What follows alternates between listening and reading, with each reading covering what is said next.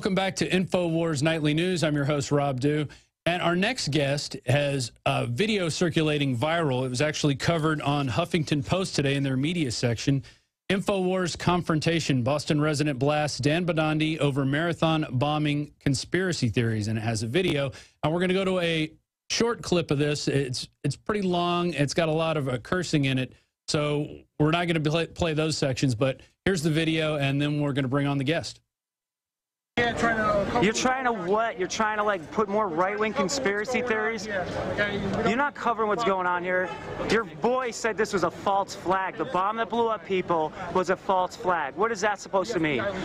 No, the FBI's behind the bombing. That's what you're here to cover. And that's why I'm the asshole. Because the FBI blew up those people at the Boston Marathon.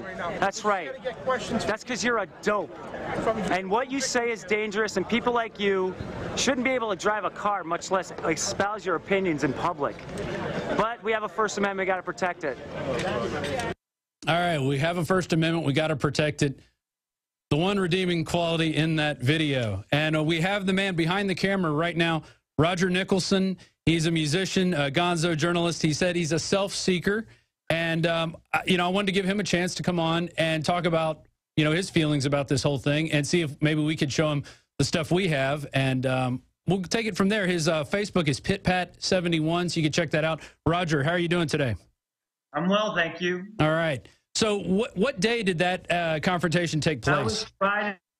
That was when our city was on a lockdown, allegedly, according to you guys. That's when no one could leave their apartments and everyone was being terrorized by the police. But that was actually, that was Friday. That was the day I left my apartment and went over to my old neighborhood where I used to live in Cambridge, in East Cambridge, and went to go see what was going on. That's when I was driving around Watertown under this martial law. So there you go.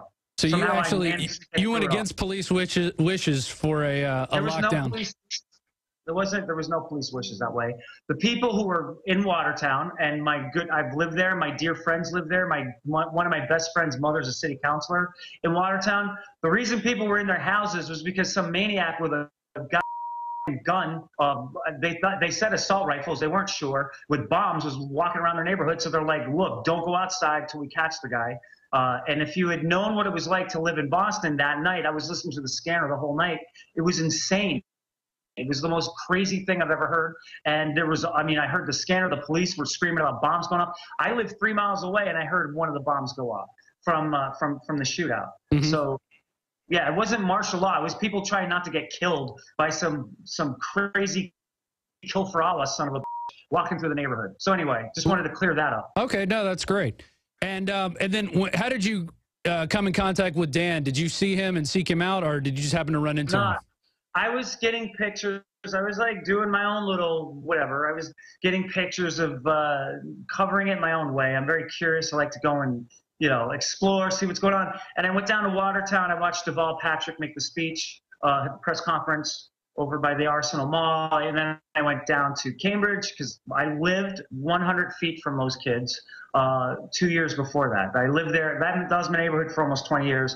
And I lived right next, like 100 feet from those kids. I never met them, but, you know, so I was like curious. And I saw him, Dan, walking around with his camera, and was like, that's the guy who's been interrupting the press conference with his nonsense. And I got kind of incensed. And, you know, by the way, I need to say this.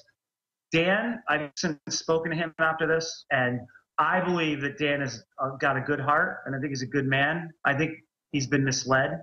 And I think the intoxicating effect of being an info warrior and having your whole persona wrapped up into that has corrupted him, but I think he's a good person, and I think his heart is good. But, you know, I think a lot of other people that follow Alex Jones are obviously, they've been indoctrinated in their own way. So anyway, I'm getting off the subject. Well, I think people get indoctrinated into different things. You could be totally into sports, you could be totally into the system, or you could be totally questioning the system. And we question that system a lot. Well, I understand that you guys think there's some nobility and something of merit what you're doing, but you know, you come off to me as anti-patriots, un-American, and people that keep this country from unifying, which is not what anybody wants. And I really believe that I've said this on Martin Bashir, that I think that Infowars has become the Westboro Baptist Church of journalism, and I think you guys are completely out of your minds, and that's the way I feel.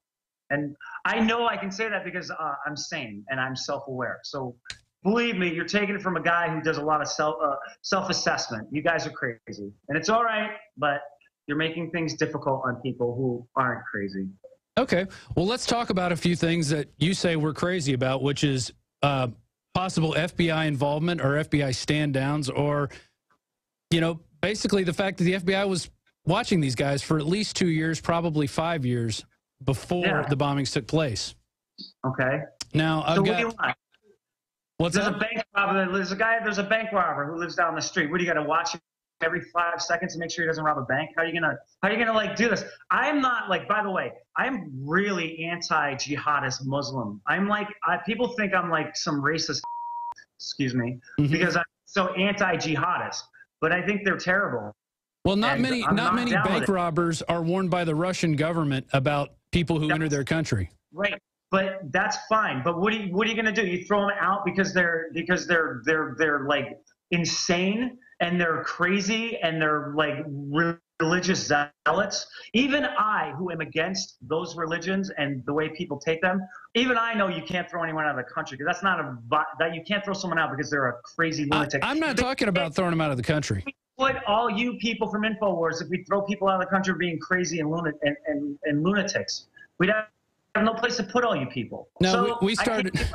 Are you talking about the Piers Morgan petition? Piers Morgan's, he's more patriotic and American than you guys. Just want you to know that. Really? He's a Brit. Yeah, he's a better American than you. Yeah. So you're not for the Second Amendment then, are you? No, I'm totally for. You know, look at my Facebook page. I got an AR-15 and a 357 in my hand. I'm totally Second Amendment, but I want these lunatics. Background checks. You should make it harder for people to get guns, because obviously people are misusing them, and the dumbest people in the world own guns. The dumbest people in the world own guns. Look at YouTube. Watch people, these rednecks playing with their guns and how stupid they are. And you just want these people like, yeah, here, have a gun. It's like, I don't want like 5-year-olds driving a car. It's like, you got it. And some of these people are mentally 5 years old, and I don't want them having a gun. They got to prove that they're responsible for a gun. You can't just give everyone a goddamn hand cannon and be like, yeah, this is like not a suicide pact. That's what it is. All right. Well, I've let you talk there. I didn't want to interrupt you. Let's go back to the FBI. They put pictures of these guys on there, on the TV, in front of the media, saying, we don't know who these guys are. We think these are the bombers. These are the only pictures you should look at. Don't look at any other pictures. Yet they had been watching these guys. They've been contacted by the Russian government. And the mother claims, who said she was the one who broke the news, saying that they were being watched by the FBI. She also said the FBI called her sons after the bombing. So why are they acting like they don't know who these guys are? That moron mother is not exactly credible in my book, okay? Well, she broke the FBI stories, and when the FBI was asked about it, they initially denied it, and then they came back and said, oh, yeah, we were watching these guys since 2011. You know what? You're right. They did plant the bomb. They blew those people up. So, yeah. I'm not saying that. I'm saying that's what Dan was saying. That's what everyone, these crisis actors, that's offensive, because, and I don't mean that in a way where in a liberal, oh my God, that's offensive. I don't mean it that way. I mean offensive in, my friend Tracy almost was 20 feet from the bomb and almost died. She was so close to that explosion. She ran for the fear of her life and saw a 7-year-old little girl got her leg blown off, and her brother, the little girl's brother, was already killed. And she held this girl's head while they were trying to stop her bleeding, a 7-year-old, and you're calling this little girl with her leg blown off a crisis actor, and my friend Tracy a crisis actor, and Jeff Bowman, who got his legs blown off, as a crisis actor. That comes from you guys, and that's what you guys... That doesn't come from us. I think you're projecting that onto us. We never mentioned... There's plenty of people out there that have said crisis actors, and we've interviewed some people about that in terms of Sandy Hook in the past. What? You guys invented this crisis that Sandy Hook parents are... No, we did not invent that. That comes out from people on the internet looking at stuff. And you can actually find pictures out there where they've taken amputees and dressed them up as battle wound victims. They do it with the Army all the time. That's offensive, not in a way where you tell a black racist joke. Offensive. That's offensive. Like, you think I'm so stupid, or you must think I'm brain damaged where I'm going to believe that. So that's where, like, this is where you and I think we're going to pull up the picture now. We're going to pull up the picture now of crisis actors being used, amputees being used in crisis act. I'm not saying that's what happened. I'm just saying, you're saying that's a complete conspiracy theory, that there's no such thing as crisis actors. That's not what happened in Boston. And that tragedy in Boston is not show material for Infowars, which is what you want to make it. No. Show material. We came out. Like, look, exploit the victims. That's fine. But you can swim in that. I don't. Look, we came out in the beginning and said, if there's a drill, then there's probably some either provocateur, or they knew about it, or they even helped it happen. And we have plenty of evidence that the FBI has done this in the past. I want to go to a video real quick. This is a horrible conspiracy theorist, Judge Andrew Napolitano. Just listen to what he says. This is cut up from a larger piece. But you it looks like the Munsters. Okay, well, let's hear what he has to say. Can the federal government take credit for saving us from a plot of its own creation? The FBI has foiled about 17 plots to kill Americans during the past 10 years. They all have a common and reprehensible thread. They were planned, plotted, controlled, and carried out by the federal government itself.